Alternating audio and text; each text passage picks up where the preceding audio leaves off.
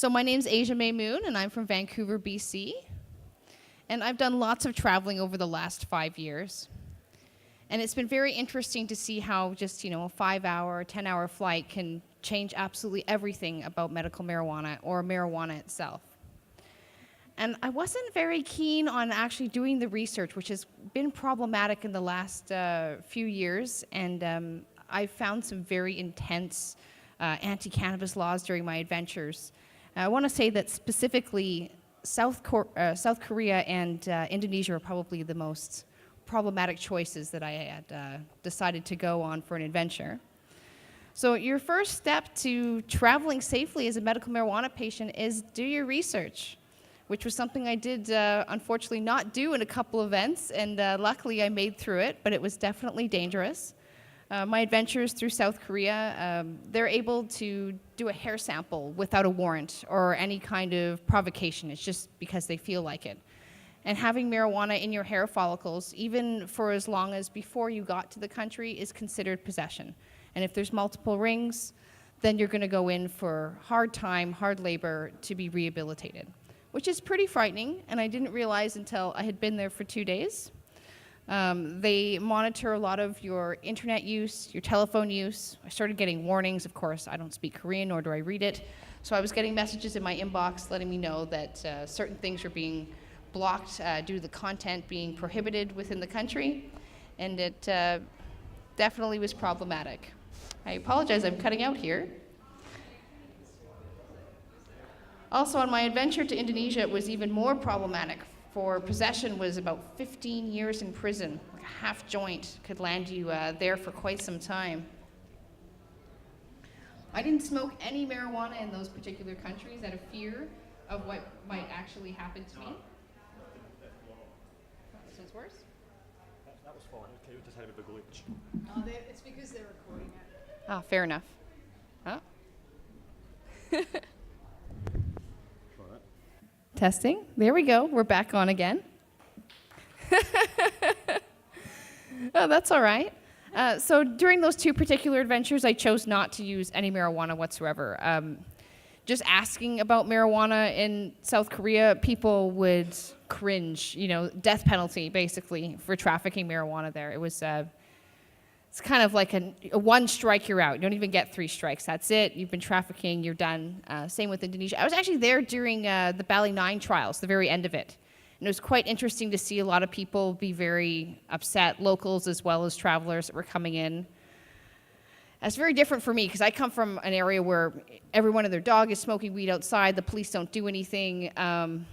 It's definitely a very awkward thing to see, and it was definitely an eye-opener to see that some of the world is definitely not as liberal as what I'm used to. Some of my other adventures have brought me to places where marijuana is a little bit more lax.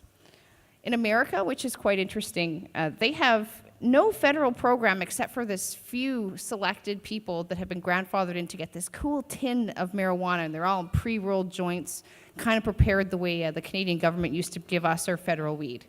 But everywhere else, it's done by the state. So coming into the country can be a little bit dodgy as well.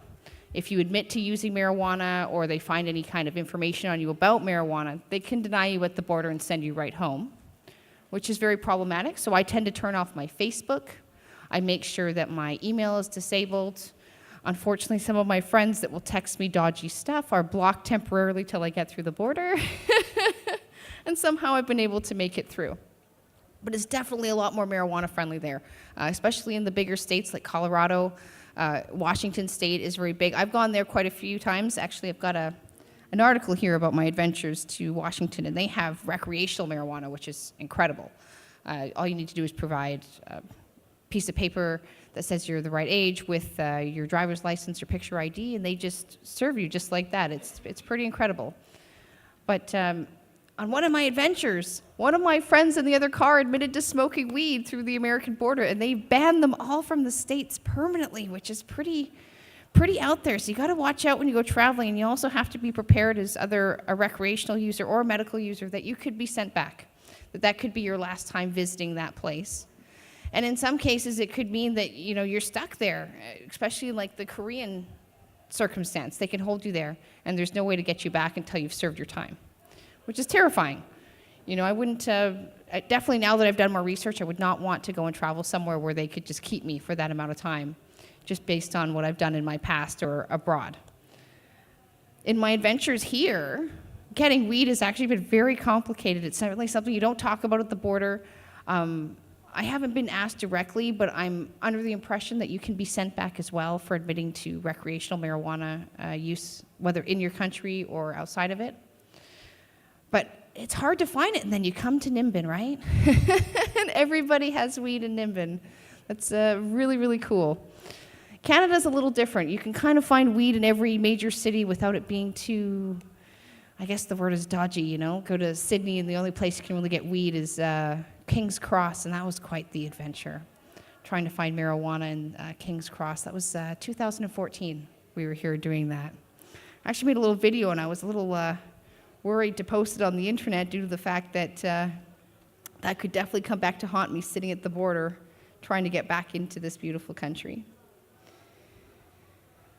New Zealand is an interesting place. I managed to go there once. They have no marijuana at all. Marijuana is just not recognized. They don't have medical, they don't have recreational. I found it very hard to find, but once I did find it, it was easy to get a good supply, but it was certainly something that people don't really talk about. And because it's so small, I think that's the other worry, is that if someone finds out that they're selling it or smoking it, that the other side of the island's going to know by the end of the day. It's quite a beautiful place, New Zealand. I stopped there 11 times before I finally got a chance to visit New Zealand. Some of the other places that I visited that also have no medical marijuana is Mexico. And Mexico is quite interesting because they've decriminalized everything for small recreational amounts. So you can't traffic it, of course. You can't give it or sell it to anybody, but you certainly could have a little bit of everything on you. And they've recently just ruled that marijuana itself, not on a recreational or medical standpoint, but just itself, is a human right. And I find that really interesting that they've managed to go against the UN despite their ties and bring all that to light in the last few years. Uruguay is not regulated by the UN, and they have also made it's medical and recreational marijuana fully legal in their country. We can get it for like $1 a gram. And I've always wanted to go there, and now that that's an open market, it's something I would certainly like to explore. My adventures into Amsterdam have also brought me some really interesting situations, that's for sure. They don't really have a medical marijuana. They kind of just have recreational marijuana. And it's interesting how no one has kind of like a real legal medical marijuana system, whether it be federal or however you want to call it, but the only real one is Uruguay. It's completely illegal to transport marijuana in Amsterdam. It's illegal for them to bring it into the cafes, but it's legal for them to sell it. It's legal for them to buy it, and only in small quantities, too. It was 5 grams you're allowed to carry on you at all times. Of course, a lot of people just smoke a whole bunch of it, and they go to another cafe, and they just keep doing that, but you're supposed to have no more than 5 grams in a day. They also have legal mushrooms, which is a very interesting concept. They have truffles almost in every window. Some people claim that you can use those for medical purposes as well to help with PTSD and other emotional issues in small doses, but still, it's something that's out there to consider, that's for sure. There's some other really crazy places that don't allow marijuana. North Korea has also been, speculated, it's legal. It grows everywhere there, but it's totally illegal. Same thing, death penalty. It's just not something that people are allowed to openly do. We're really lucky here in Australia because they're starting to open up to medical marijuana, starting to allow people to, I believe you have like 8 people now that are in your system, which doesn't seem like a lot, but it's a start. Places like, Korea, Asia, they just don't have those kind of things, and they don't offer any kind of leniency towards using those kind of drugs, whether it be for medicinal or for recreational purposes. On some of my friends' travels, which I haven't dared to go there, Costa Rica was one of them that came up. Haiti was another one. I did go to Haiti, but I didn't actually search for marijuana at that point. I was too scared at that early stage in my traveling career. But I did have one friend that went there, and she found a lot of good weed. But same thing, it's totally illegal again. You really got to watch what you're doing when you ask for weed. In some cases, you have to have a bribe ready for the cops, especially if you're going to like developing areas. Doing your research is not that hard these days. There's a lot of great websites where people have gone and done the journey themselves, and they have found the places where you can locate marijuana and where you can smoke it safely, and kind of the right times and the wrong times to be looking for it. It's interesting that, at some of these places they're just a couple hours away and the law just dramatically changes. During some of my adventures through Bali, this was my second time. I went with Mary Beth. She's quite a fun character. She does all the photography for my magazine, as well as a few other photographers, but for this adventure, she definitely did all of them. There were some people willing to push that boundary and smoke weed. It scared me so much being there that it wasn't worth it for me. But these people had this great underground culture, knowing that they could be put to death just for smoking marijuana. Some of them using tinctures, making tinctures. It's the same thing that making marijuana there is also death by fire squad, which is probably not the nicest way to go. But they take you out to a place called Death Island, and that's the end of everything that's for sure. But there were some people making tinctures and openly trying to help people with it despite the risk factor, which was very brave. I come from a country where those kind of things are very lightly regulated. We give people 6-month sentences, maybe community service, slaps on the wrist basically for helping people in the medical community. Some countries will allow for you to use your license. I mean, this country doesn't provide really a license for medical marijuana, but I have a Canadian one. Going into America, some places will help you, some won't. It's an interesting thing. When they started doing the citywide allowances, they were definitely allowing people to use medical marijuana. And I went through Las Vegas during this adventure, where they were first opening up to medical marijuana. And at first, they were letting all the Canadians come in and use medical marijuana. And then by year 3, they had denied anyone except for those that were citizens of Las Vegas. I met some very fun people on these adventures too, other healers, other people involved in medical cannabis in places that you didn't even know it existed. But then it's underground because people need to hide it in areas where the laws prohibit that kind of help for other humans. I've met a lot of people that eat cannabis because that's an easy way for people to hide it. And also it's a little bit more healthier because you're not smoking it. You're not getting all that carbon in your lungs, and you're able to just kind of digest it and absorb the marijuana, which is pretty cool. On all of my travels, I've never, ever smuggled any medicine with me. The only thing I've ever brought with me is my prescribed medicine. I actually have it here. And this has gotten me out of trouble so many times going through the American border. It's pharmaceutical marijuana, and a lot of people here are kind of worried about pharmaceutical. I kind of think that we need a world where all of the different versions of marijuana are available, where you can grow it yourself, you can go pick it up at the pharmacy, you can go down to the corner store. Anything that you need to be able to feel well, I think, should be available for everyone. I've met some really interesting, empowered women on these adventures as well. When I first did my adventures into marijuana, it was a lot of men, and now it seems to be pretty female-driven, especially in Canada. We're finding everyday people helping each other more and more in Canada because, well, the penalties are not nearly as high as they are in other places, which is quite cool. I suspect you guys will eventually end up kind of the way Canada and America's gone. You'll open up to more medical marijuana as time goes on. More people try it, the more your research and stuff comes up with positive results for how medical marijuana is used amongst the population. It's funny how a lot of people are so skeptical, though. They don't want to try something new, especially when pot first came out. They were really afraid to give it to children. You know, they were very worried that it wasn't going to help them with their seizures, and people just went ahead and did it anyway. I actually met this woman named Erin Purchase, and she kind of pushed the grain there and eventually had to escape to a different state where medical marijuana was legal for her daughter. And she did it anyways, which is so brave, you know, to go out there and save your child despite what the law may tell you. I've actually met these really incredible women in the States. This is where I met Erin Purchase in Washington at the Hempfest gathering.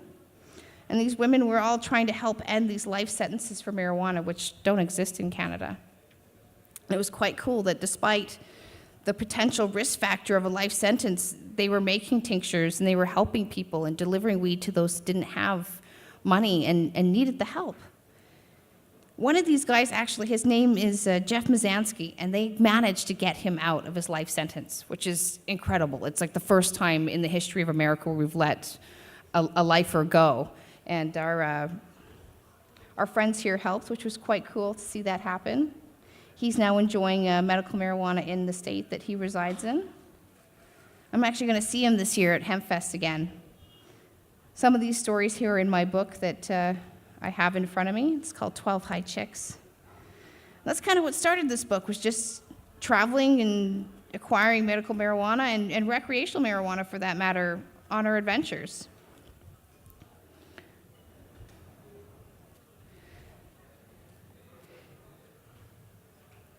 In Vancouver, we used to have a whole bunch of dispensaries, but they actually apparently all started closing yesterday, and we're just waiting to see the results of what the city actually did in regards to that. My staff so far told me nobody came, nothing happened, so that's looking pretty good. They also help people all over the world like the States used to do. You come in with a note, a prescription, anything, and they will help you with marijuana for sure in Vancouver.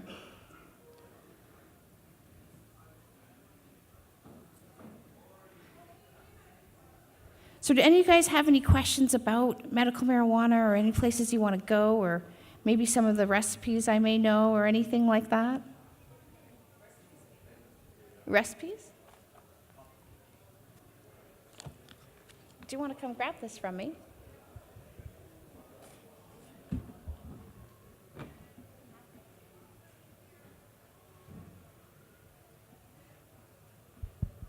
I'm not very good at baking, but Zika and her friend put that recipe together, and I actually got to try some. It's very, very good. They did it with some high CBD, and they also did it with some high THC as well. Yeah. Hi, kid, I got here. Anyway, I just wanted to say also to everybody that I don't know if it's on Facebook, it's somewhere, you might know her, she wears watermelons. She and her mum do this lovely cooking video. Watermelon is from Vancouver. Watermelon is a it's called Baking a Fool of Myself. Now, I believe you can buy it on her website, and then she's got like the mini videos, I think, on YouTube. Yeah, I can find it for you, and I'll give it to you. I've only seen the media video, but it's just such fun for people who want to cook. And I just want to say thanks to all the Canadian pot activists. On my old Three Happy Cats channel, there's also a whole bunch of ways to make hash at home, how to make rosin, how to make butane butter, and a whole bunch of other recipes for just making the actual medicine itself, and tinctures as well. So if you want that, it's at Three Happy Cats on YouTube. Great. Perfect.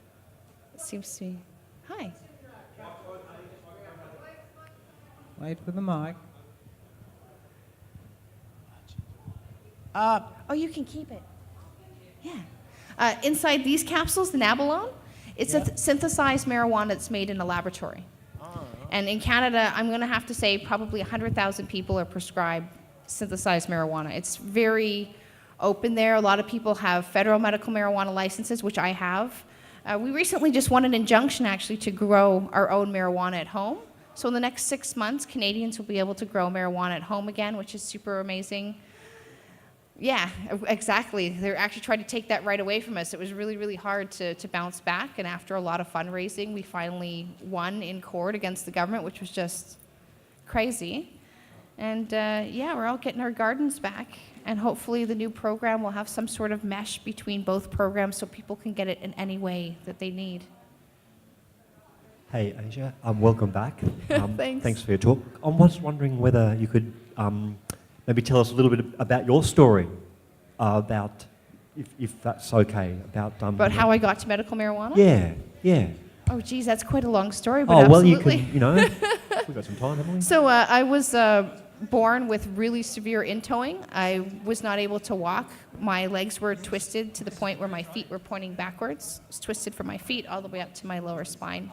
For a period of 12 years, they pushed the curve through my ankles and through my kneecaps. and they concentrated the twist in my femurs. They removed all the flesh from my legs, from my kneecap to my hip, and they cut the bone in half and let it untwist. It paralyzed me from the waist down for a year, where I recovered, and then I went into rehabilitation for another 24 months. And I finally started walking, but unfortunately, there's a lot of chronic pain associated with broken bones and nerve damage, so I went from using prescription opiates to medical marijuana as a result of not being able to get out of bed or go to school or have a job or do anything on the opiates. And so finally I just flushed all that stuff down the toilet and chased marijuana for about 8 or 9 years, and then I finally got a federal medical marijuana license when the police got involved with my personal life and basically told me that I was not allowed to smoke weed until I had a license, which I finally got. It was actually, that's how I ended up in Mexico. I had the police show up at my doorstep. I had already left. They did not like the fact that I was smoking weed and had children. But once he had that pink piece of paper, it didn't matter anymore, which is just blows my mind that this $100 pink piece of paper was the difference between them busting down my door and shaking my hand. Over a period of 9 months, I finally got my pink papers to be federally approved and my pills so that I can keep driving without them castling me, and that's that. Like, now they're just like, oh, hi, how you doing? Nice weed, smoke it responsibly. It's been quite the journey, actually, into medical marijuana. I had to run from the Canadian Police Department for a period of 9 months total, which was incredible. At the end of it, I had the police department and our social services program tell me that we've never had anybody quite do that to keep their family together. And I literally just gave my kids away to some of my friends. We all flew to Mexico on different flights. We met each other and we said, we're not leaving until this license goes through and you apologize. And we waited there. 9 months later, we got an apology. Right. So thank you very much, guys, for hearing me talk. I really appreciate it. And I have another talk at 3 o'clock about my magazine, and I'll be signing books, and I'll be giving some away.